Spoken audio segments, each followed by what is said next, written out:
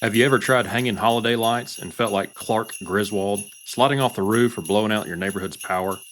Well, stick around because today we're tackling holiday safety tips to keep your celebrations merry, bright, and totally hazard free. Welcome to The Outdoor Agent, where real estate and the great outdoors meet. I'm Dekota Oshley, a real estate professional from Griffin, Georgia, and I have a passion for tracking down more than just the perfect property. Here, we're going to explore not only the world of real estate, but also dive into a bit of the outdoor life that I enjoy. Whether you're here for real estate insights, a few laughs, or stories from the field, you're in the right place. So let's get into it. What's going on, everybody? I am Dekota Oshley, the Outdoor Agent, and I hope everyone had a fantastic Thanksgiving. And hopefully you're not still working on them leftovers that we all end up having to eat for a week afterwards. But today I wanted to discuss something with everyone as we're getting into the Christmas season, and if you hadn't already decorated, you're probably working on it here over the next week or two, getting ready for Christmas, and that is just decorating safety.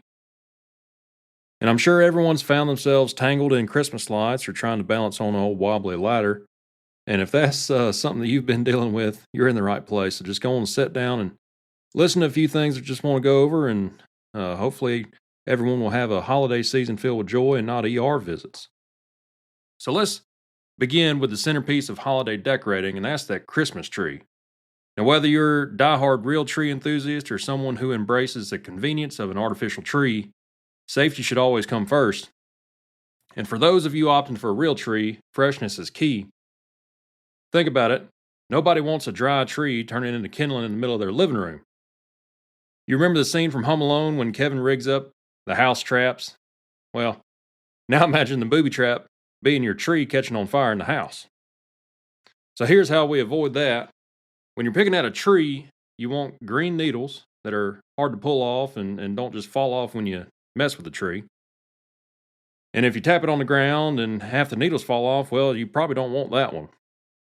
And when you buy that tree, if you don't cut it fresh, if it's one of them that gets shipped in, here in Georgia, we don't really get Christmas trees growing.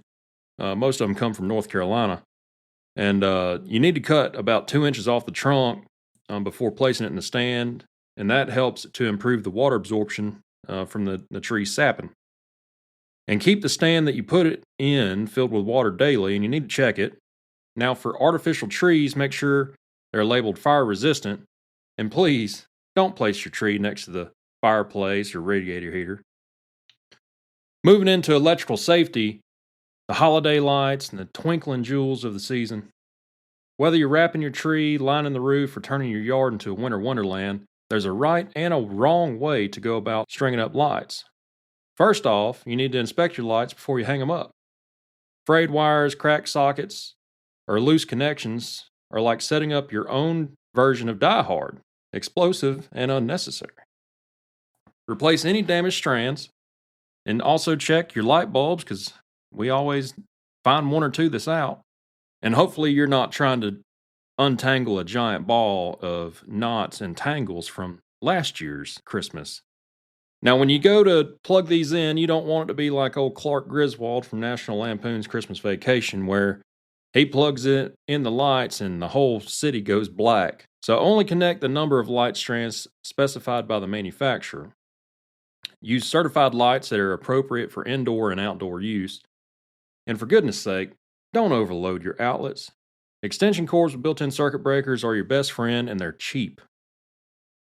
Now, if you're working outside, make sure your lights are plugged into a ground fault circuit interrupter, or GFCI, and never let plugs sit in puddles or snow. Well, we don't have to worry about snow in Georgia, but some of y'all listening might have to deal with that.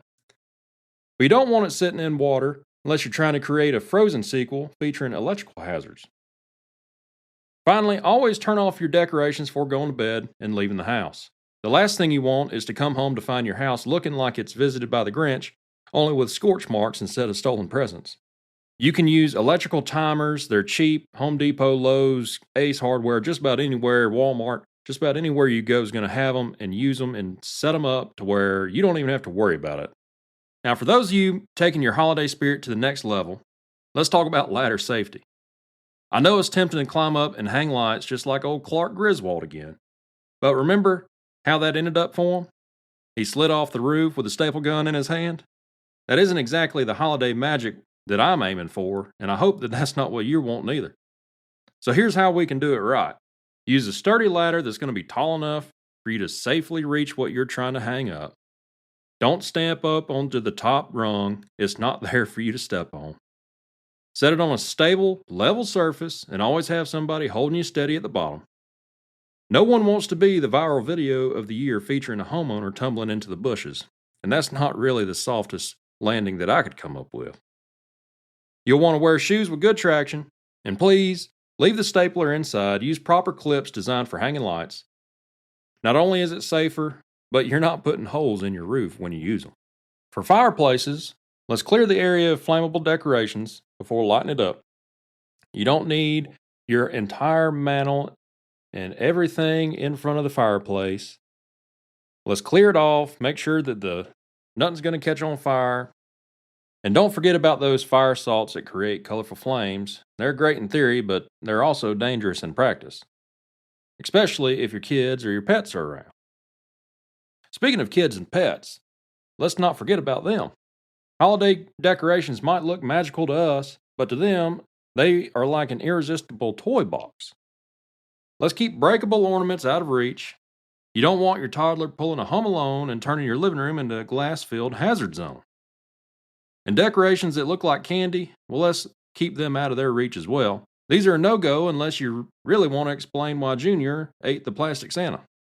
And for the pets, let's secure your tree to avoid the old classic cat jumping into the tree and knocking it over chaos. Let's also hide and secure the old electrical cords. Again, I'll reference the old Christmas Vacation. Everyone remembers what happened when the cat bit into the electrical cord, right? All right, I know this was quick, guys, but it is something that we all need to be mindful of as we're decorating our homes and getting ready for Christmas. We'll wrap this up for holiday safety, and whether you're decking the halls or climbing the ladder, a little extra care goes a long way. Thanks for joining me, Dekota Oshley, the Outdoor Agent. If you've enjoyed this episode, share it with your friends and your family, and remember, the holidays are about creating memories, not accidents. Until next time, stay safe, stay festive, and have a Merry Christmas.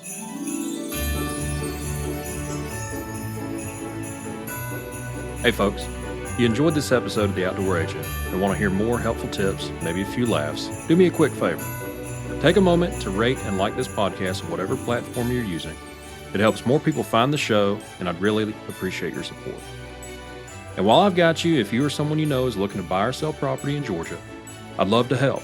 Whether it's finding your dream home or selling your current property or even scouting land for your hunt and retreat, I'm here to help guide every step of the way. You can find my contact info and link to schedule a call with me in the show notes. Let's make your real estate goals a reality.